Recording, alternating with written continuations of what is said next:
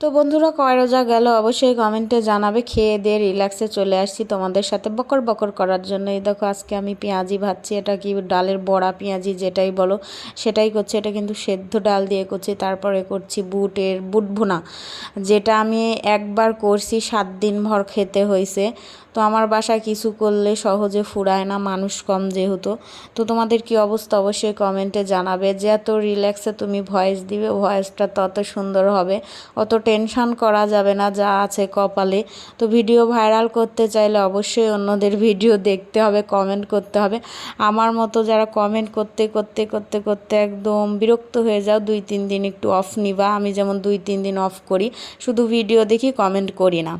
তারপর আমি এখানে চলে আসছি ডিম ভুনা করার জন্য। তো 4টে না 5টে ডিম নিলাম। তো তোমরা বলো কয়টা ডিম নিলাম, মনে নাই। তারপরে মশলাটা সুন্দর করে কষিয়ে কষিয়ে কষিয়ে রসিয়ে রসিয়ে রসিয়ে তারপর আমি একটু টমেটো দিয়ে দিব এখানে। টমেটোর লাল বাবা টমেটোর জামাটা খুলে দিয়ে দিয়েছি। টমেটোর শুধু ইয়েটা কুচি কুচি করে কেটে তারপরে কষিয়ে কষিয়ে কষিয়ে কষিয়ে তারপরে ডিমটা দিয়ে দিব।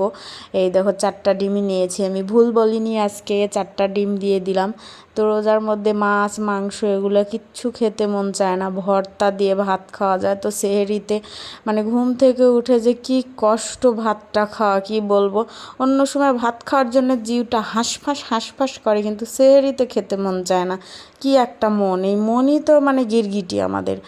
তারপরে এই যে বলক উঠে আসছে, তারপর আমার সেই সিক্রেট মশলাটা দিয়ে দিলাম, ফাইনালটা আছে। তো কালার আসছে মাশাল্লাহ, দেখে এখন খেতে মন চাচ্ছে, কিন্তু সেহরিতে একটুও খেতে মন চাইবে না। মনে চাইবে যে কখন ঘুমাবো ঘুমাবো ঘুমাবো। তারপরে ছোট মাছের একটা চচ্চড়ি করছিলাম, যেটা করলা দিয়ে, উফ, এটা খেতে অনেক মজা হয়।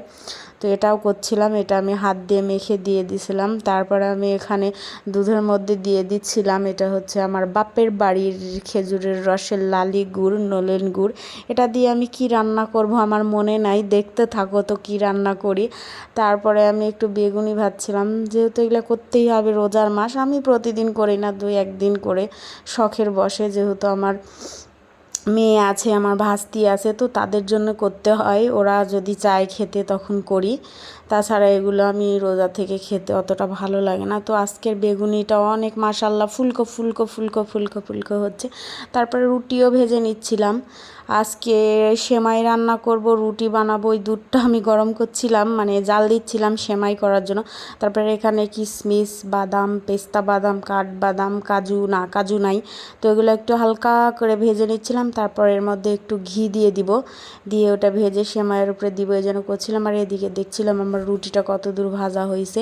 তো এপিট ওপিট করে রুটিটা ভেজে নিচ্ছিলাম। জানি না রোজার মধ্যে নাকি রুটিটা আমার গোলও হয়নি, ফুলেও নি।